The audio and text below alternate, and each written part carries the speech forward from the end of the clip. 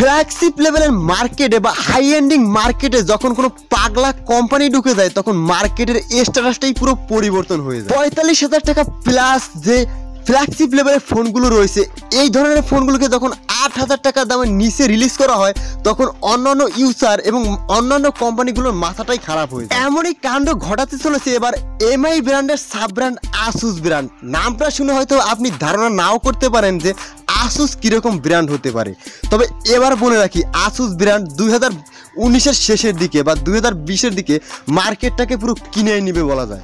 এবার ভাবছেন এত জোর দিয়ে কিভাবে বলছি আসুস এত কিছু করে ফেলবে, যেখানে ওপো, ভিভো, শাওমি, হুয়াই বা স্যামসাং বা আদার্স বড় বড় ব্র্যান্ড রয়েছে সেই ব্র্যান্ডগুলোকে কিভাবে একটা নতুন ব্র্যান্ড টক্কর দিতে পারে। যখন কোনো ফ্ল্যাগশিপ লেভেলের ফোনগুলোতে বা 45,000 টাকা দামের বাজেটের উপরের ফোনগুলোতে যে স্ট্যাটাস রয়েছে বা যেই ফিচার রয়েছে সেই ফিচারগুলো যখন 8,000 টাকা থেকে 7,000 টাকা দামের ফোনগুলোর মধ্যে দিয়ে দেওয়া হয় তখন ইউজাররা কোনটা নিবে বা অন্যান্য কোম্পানিগুলোর অবস্থা কীরকম হতে পারে।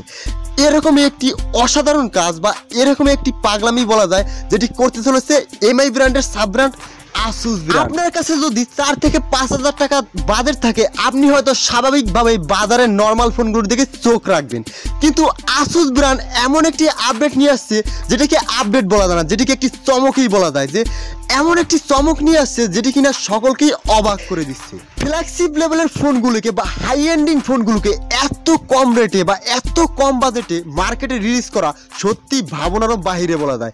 তবে নিঃসন্দেহে বলা যায় এই আসুস ব্র্যান্ডটি নোকিয়া ব্র্যান্ডকেই ফলো করছে। তবে এবার ভাবতে পারেন নোকিয়া তো মার্কেটে বর্তমানে তেমন কিছু দেখাতে চলেছে না, কিন্তু এর আগে কিন্তু নোকিয়া মার্কেটটাকে পুরো কিনে নিয়েছিল বলা যায়। 2010 শতকের দিকে 70% ইউজারদের হাতে নোকিয়া ব্র্যান্ডের ফোন ছিল, যখন Sony Ericsson, LG, Motorola, BlackBerry, Sony brand এই ব্র্যান্ডগুলো যখন মার্কেট কাঁপাচ্ছিল তখন একটি চমকই নোকিয়া ব্র্যান্ড 70% ইউজার তাদের হাতে নিয়েছিল। কিভাবে নিয়েছিল?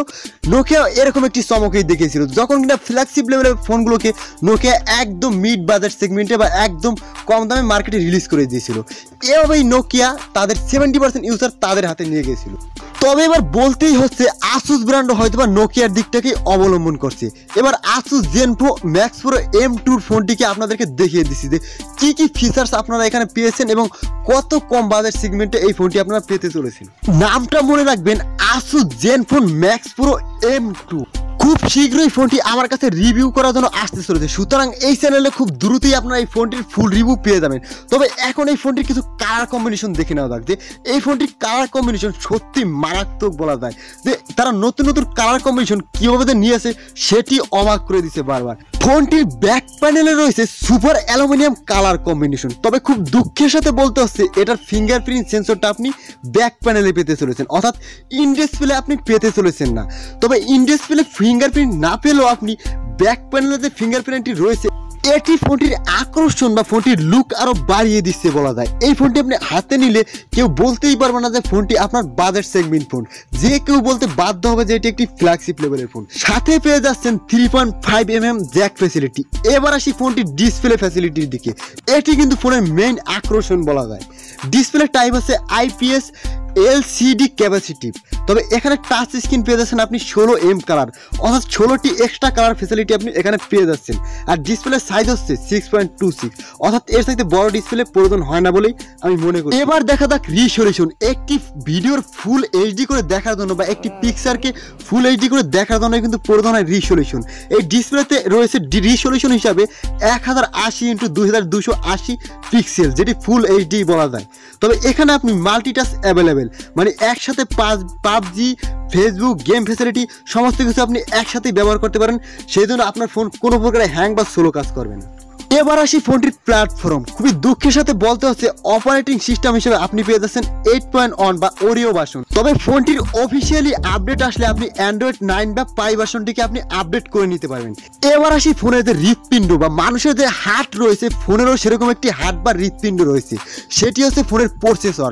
ফোনের প্রসেসর ভালো তো ফোনের ব্যাটারি ব্যাকআপ ভালো, ফোনের পারফরমেন্স ভালো, সব কিছু আপনি ভালো পেতে চলেছেন। তবে এটির প্রসেসর হিসেবে আপনি পেয়ে যাচ্ছেন স্ন্যাপড্রাগন 660 প্রসেসর, যেটা আমরা মিড বাজেট সেগমেন্টের উপরে যে হাই বাজেট সেগমেন্ট বা আপনি ফ্ল্যাগশিপ লেভেলের ফোনগুলো রয়েছে সেগুলোতে আমরা দেখে চলে আসছি, সেটি আপনি পেতে চলেছেন এবার মিড বাজেট সেগমেন্টের ফোনে। সুতরাং নিঃসন্দেহে বলা যায় আপনি এই ফোনটি দিয়ে পাবজি বলুন বা হাই এন্ডিং গেমগুলো বলুন অনায়াসে আপনি ব্যবহার করে নিতে পারবেন। তাই নিঃসন্দেহে বলা যাচ্ছে যে আসুস ব্র্যান্ড প্রসেসরের দিক দিয়ে কোনো কমতিই রাখেনি। এবার আসি ফোনটির মেমোরি স্লোটটি। আপনি এক্সটার্নাল মেমোরি হিসেবে পেয়ে যাচ্ছেন অন টিবি মানে কি বলুন তো 1000 জিবি সমান আপনার অন টিবি। সুতরাং নিঃসন্দেহে বলা যায় এটির এক্সটার্নাল মেমোরি নিয়ে সমস্যা কোনোদিনই হবে না। এবং ইন্টারিয়াল মেমোরি হিসেবে আপনি পেয়ে যাচ্ছেন 64 এবং 32 জিবি। এটির র্যাম হিসেবে আপনি পেয়ে যাচ্ছেন 3 জিবি 4 জিবি এবং 6 জিবি র্যাম। সুতরাং 6 জিবি র্যাম দিয়ে আপনি যে কোনো হাই এন্ডিং গেমস বলুন আর যে কোনো হাই এন্ডিং অ্যাপসই বলুন না কোনো অনায়াসেই ব্যবহার করে নিতে পারবেন।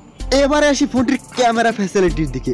প্রাইমারি ক্যামেরা হিসেবে আপনি পেয়ে যাচ্ছেন 12 মেগাপিক্সেলের ক্যামেরা, কিন্তু এর সাথে আপনি পেয়ে যাচ্ছেন 5 মেগাপিক্সেলের ডিএফ সেন্সরের একটি ক্যামেরা। সুতরাং জুম ফ্যাসিলিটি নিয়ে কোনো চিন্তাই থাকবে না বলা যায়। এখানে সেকেন্ডারি ক্যামেরা হিসেবে আপনি পেয়ে যাচ্ছেন 13 মেগাপিক্সেলের ক্যামেরা, যেটা কিনা ঠিকঠাক চলে যায় বলা যায়।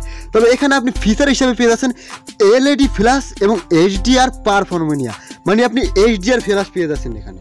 তবে এবার ভাবতে পারেন এগুলো সমস্তটাই হচ্ছে ফোনের অফিসিয়ালি আপডেট যাকে বলে।